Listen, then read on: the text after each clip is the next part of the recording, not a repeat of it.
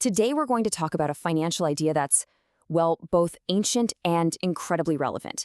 It's a concept that's all about generosity and community. We're diving into something called Qardh Hasna, which literally means the good loan. So let's start with a really big question. Can a loan actually be an act of charity? I mean, in a world that's so driven by profit and interest, that sounds almost impossible, right? But that's the exact idea we're going to unpack today. All right, so first things first, what exactly makes a loan good in this context? Let's get a really clear definition. At its core, Qardh Hasna is an interest-free, totally benevolent loan. It's given to someone in need without demanding any collateral, and it's done purely out of a spirit of generosity. The only thing expected is that the borrower pays back the original amount. That's it, nothing more. It's a principle that goes way back, designed to help people, not to make a profit. And to really get a feel for how different this is, let's just put it side by side with a regular loan. The whole motive shifts. Instead of profit, you have benevolence. Instead of being based on interest, what's known as riba in Islamic finance, it's completely interest-free. And the focus isn't commercial, it's all about social welfare. So this isn't just some small financial tweak. It fundamentally changes the relationship from a business transaction to a bond of support within a community. But, this idea goes so much deeper than just being a social finance tool. There's a really profound spiritual purpose behind it all, framing it as something much, much bigger than a loan between two people. And this is where it gets really powerful. The Quran frames this good loan not as a loan to another person, but as a loan to God himself. The return you're promised isn't financial profit. It's a spiritual reward that gets multiplied many, many times over. And this next verse really drives that point home.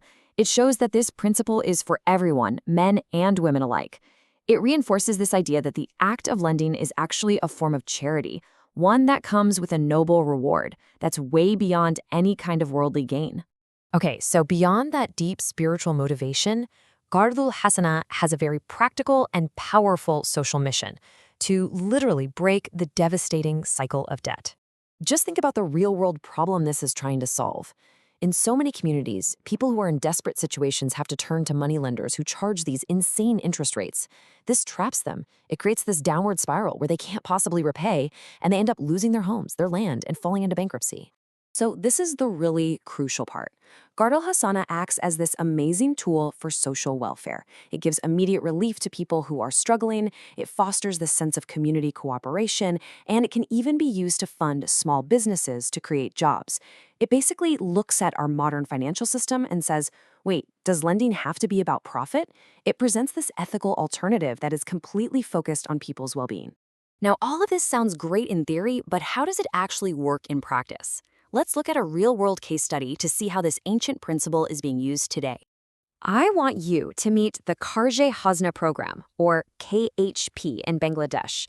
These guys have built an entire welfare system based on the principles of the good loan, and they're showing how this idea can be a modern engine for community development. And their mission is super direct: improve living standards. The way they do it is by combining zakat, which is a form of mandatory charity, with Qardh Hasna. This creates a sustainable, revolving fund. So charitable donations are loaned out, they get repaid, and then they get loaned out again, keeping that support constantly flowing through the community.